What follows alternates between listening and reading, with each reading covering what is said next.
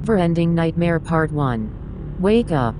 William woke up in a cold sweat, a droplet of blood flowing down from the top of his head. He looked around, dazed and confused, before he realized that he was back in that abysmal restaurant, but something was different. He looked down at his hands and was surprised to see that they were flesh once again, his skin rough and coarse to the touch. He couldn't believe it, but he knew something was horrible wrong. He could remember the flames licking his skin, his body melting right off of what remained of his bones. He remembered Henry condemning him to hell, so happy with his triumphant victory.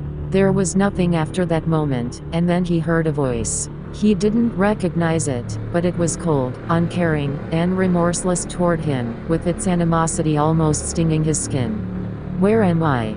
William thought, the ever-increasing chill extending down his spine. He felt a presence around him, something that wanted nothing more than to rip him apart limb for limb. He knew the feeling, as he had inflicted it upon many people before, but this was different, far more menacing than anything he could ever imagine. He walked around the restaurant, the burned walls crumbling apart as he walked.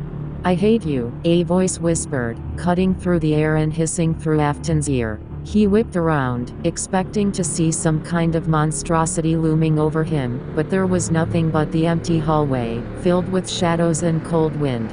"Hello? Is anyone there?"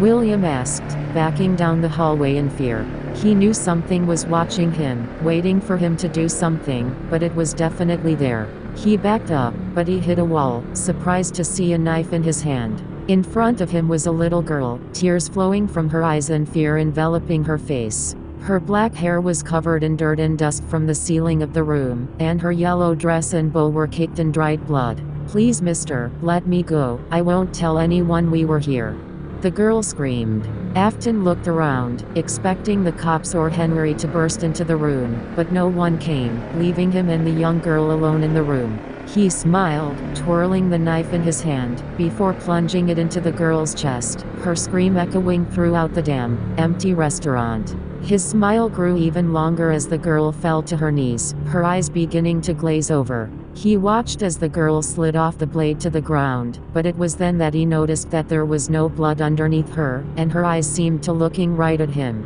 William backed away, tightening his grip around the knife as the small girl lifted herself off the floor, her body convulsing and her pupils melting out of their sockets. "You can't be saved," the girl growled angrily, her eyes now replaced with burning, white light. William lifted his hand into the air, expecting to plunge his knife into the girl again, but there was nothing there, the girl smiling manically. A sharp pain shot all throughout his body, a pain he had felt before decades ago. He looked down to see spring locks jam into his body, ripping into his flesh and organs, with blood splattering all across the walls. The girl continued to smile silently at him, her eyes burning holes into his soul. He fell to the ground, his vision filling with the blood pooling behind his eyes, and he could feel something wrapping around his body, its furry and metallic grip tightening around his weak flesh. He looked up to see a yellow bear hovering over him, its decrepit hands wrapping around his head and around his bleeding eyes.